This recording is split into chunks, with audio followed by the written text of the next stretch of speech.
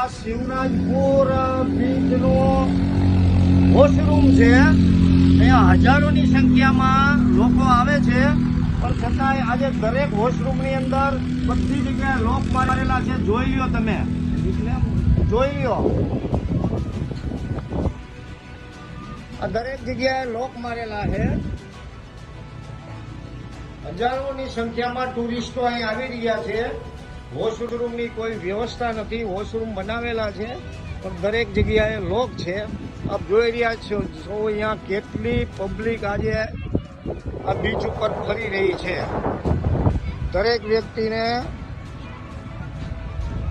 Washroom માટેની અગવડતા ઊભી થતી હોવાથી વોશરૂમની કોઈ વ્યવસ્થા નથી. વોશરૂમ બનાવેલા છે પણ દરેક જગ્યાએ લોક છે.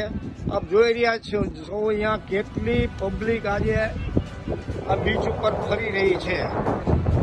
દરેક વ્યક્તિને વોશરૂમ માટેની અગવડતા ઊભી થતી હોવાથી